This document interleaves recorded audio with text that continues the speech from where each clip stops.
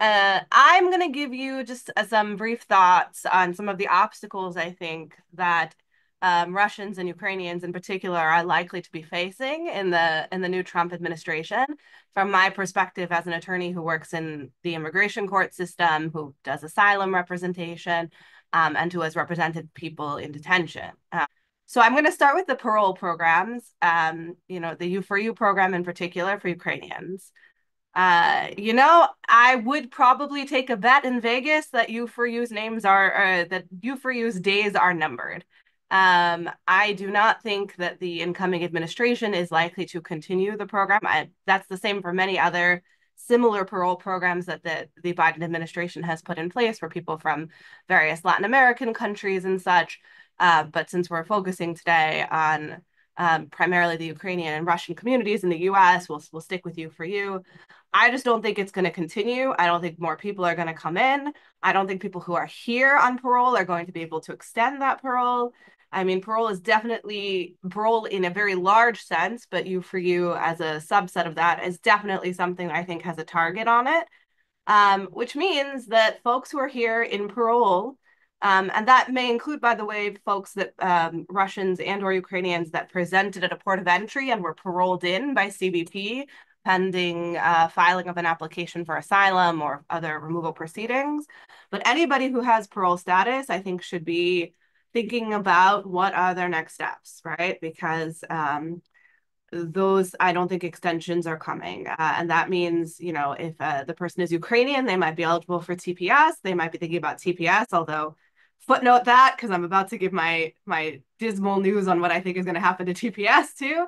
It means if the person may have an asylum claim, they should be filing that as soon as possible, whether that's defensively in the immigration court system, if that they're in that process, or affirmatively with their assigned asylum office if they're not in the immigration court process. So that's my first thing.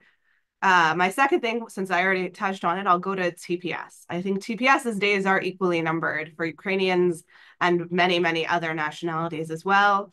We saw this during the first Trump administration, that they tried to cancel TPS for just about every country that had it. Not quite all of them, but all of the ones that President Trump had high opinions of the conditions of that country, aka what he liked to refer to as the shithole countries.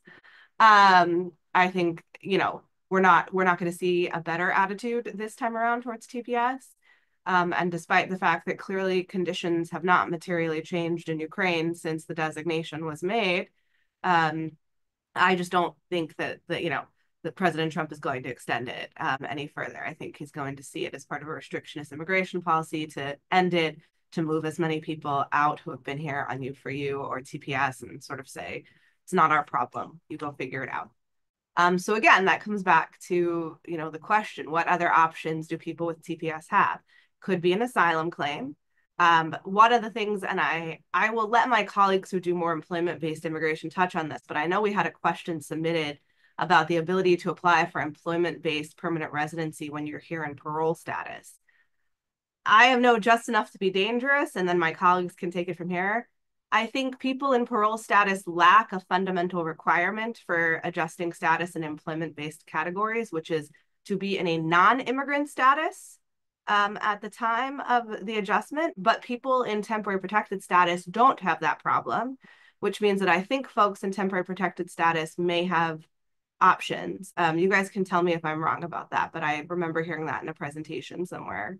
My colleagues are much better versed than I am in employment-based adjustment because I don't practice in that area, but sometimes like to sit in on the CLEs and learn new things. So then I think the next real topic of interest for folks is detention policies. And I do think we've already seen a shift in this before the election. I personally just consulted maybe 5 or 6 weeks ago, maybe not even, with a Russian national who had been paroled in. He'd been detained at the port of entry, but after going through a series of security screenings for about 60 days, was then paroled by ICE out of detention, had filed an asylum application, was awaiting a non-detained calendar master hearing in like New Jersey somewhere, and then residing here in California. And then all of a sudden, one day gets a call from local ICE to come present in person on his check-in schedule, and they detained him. So I think we're going to see a lot more of that, particularly probably for Russian citizens. And I think the major problem here, and this is a no-win scenario right now, given the current bans on asylum for people who don't enter, through a lawful, either a paroled or get a CBP-1 appointment, which results in parole, but basically who try to enter between ports of entry. Everyone who presents at a port of entry, um, and many others as well, but including everyone at a port of entry, are deemed what we call arriving aliens under the immigration laws. In many ways, that's very unimportant in terms of eligibility for asylum versus not eligibility. Arriving aliens, non-arriving aliens, they can apply for asylum. The problem is that arriving aliens, if they're detained by ICE, have no ability to seek a bond from an immigration judge. They can request a bond hearing. They can be the cleanest person, no criminal history anywhere in the world. Maybe they showed up, as we were discussing, with a family and they were separated from their family at the port of entry. But they are not eligible, which means they're at the mercy of ICE. Since they're not eligible for bond from a judge, they're at the mercy of whether or not ICE will parole them out of detention.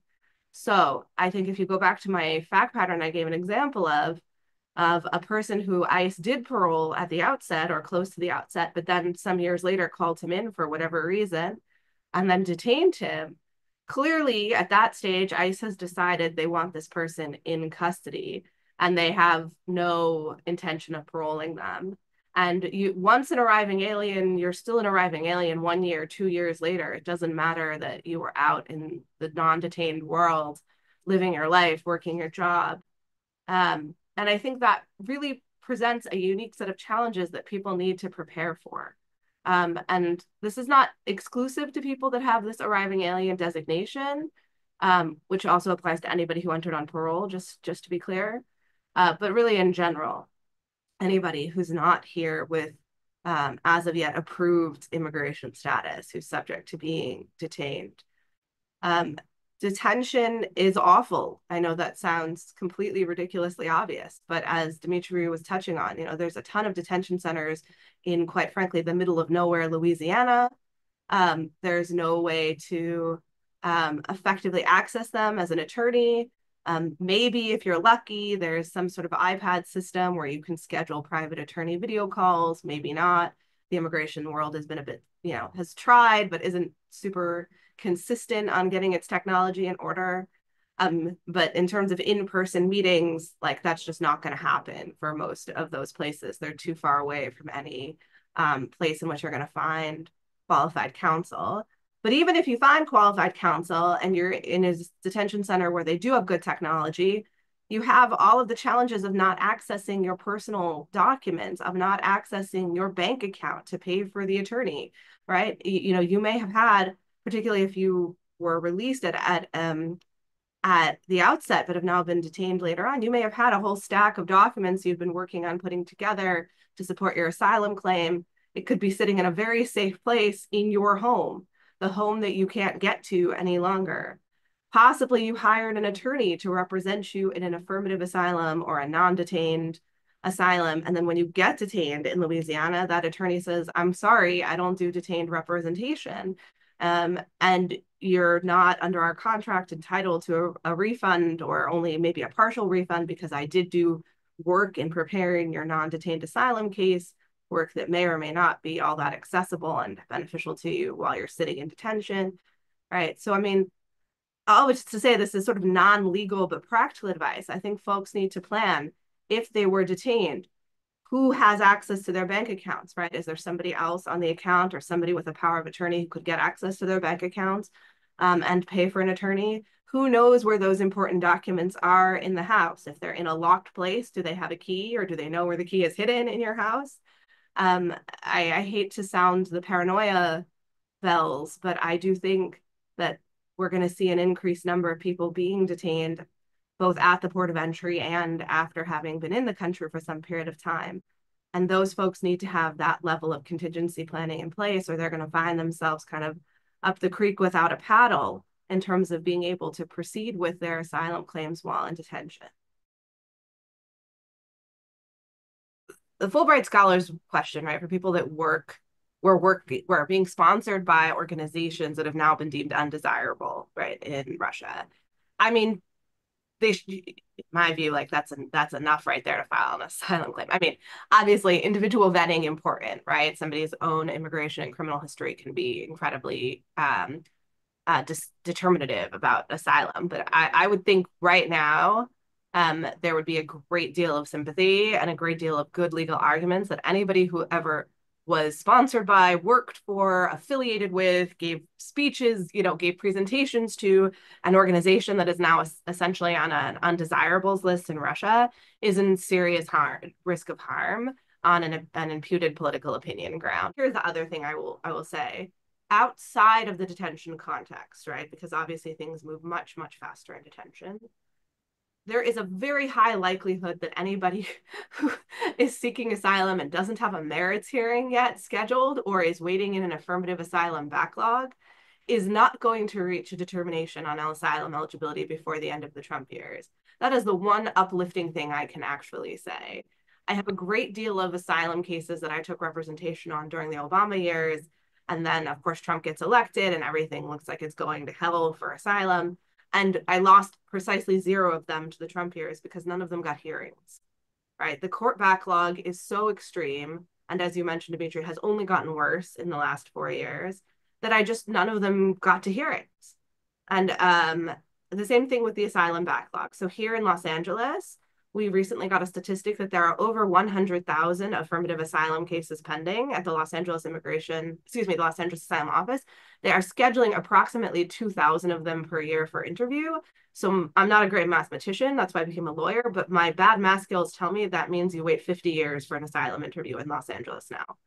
On the assumption that Donald Trump does not successfully overthrow the US Constitution, which if he does, we all have a lot of other problems that we can't consider on today's roundtable, none of the cases being filed today will ever see the light of day during Donald Trump's administration unless they begin pulling them out of order, which is always possible, but I don't think is super likely. I love this question though, Julia, thank you, because I do a lot of federal litigation that you just put in. I file a ton of mandamus claims. It's part of my bread and butter favorites. So the question about how do officers react to requests for expedited case processing when the reason for filing the mandamus is a long wait. I don't think there is a direct correlation between filing a mandamus and an officer being harder on you at the asylum office. I have seen people file mandamus claims, go to interview, have a hard officer, have an easy officer, have an in-between officer. I think there is probably a much higher correlation between what are the entrenched nationality biases, right? My firm's perspective on this, quite frankly, is that people from African countries face entrenched biases at the asylum office, regardless of how, the course of processing, whether they file an asylum, a mandamus case or not. And I think that's, so I don't think those that file are any worse off than those that don't file in the end. I think if there is going to be a disadvantage, it's going to be much more about where the claim is arising from than whether or not they filed a lawsuit. Now, I do think the big thing to consider with mandamuses is what is a long time in the immigration world, right? As we just said, currently, apparently it takes 50 years to get an interview for asylum. Now, obviously, that is patently unreasonable for everyone. But I do get people who come to me who filed 3-4 years ago. And while I understand why that feels like an eternity to wait for a determination on your asylum application, I think in most jurisdictions, if the Department of Justice opposes your mandamus and forces it to summary judgment, you will lose on a 4-year wait. It is not long enough in the immigration world right now to become unreasonable, as sad as that sounds. And unless there is some very specific, hardship to that person that really merits that kind of, quite frankly, line jumping, because it is line jumping at that point to force an interview on those cases.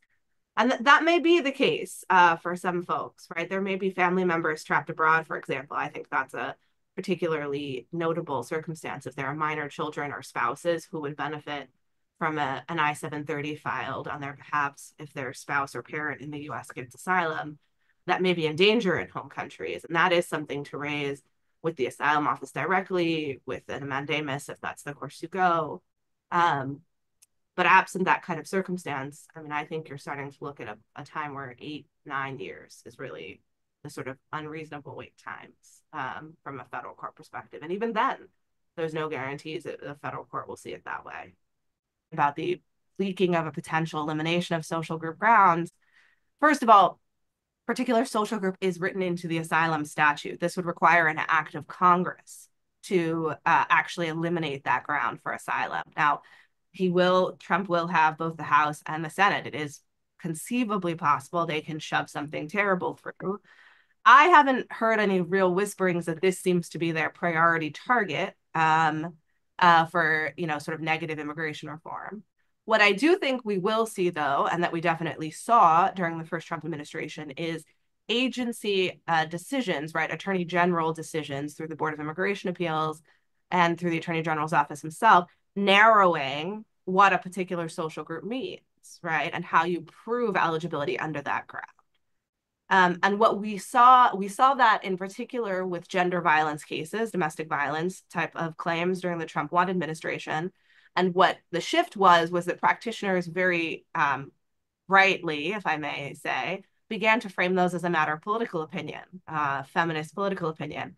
I think you will very likely see, if we need to, a very similar shift to framing LGBTQ claims as a form of actual or imputed political opinions by their home governments. And that will be a way to try to get around whatever narrowing of the social groups interpretations come out.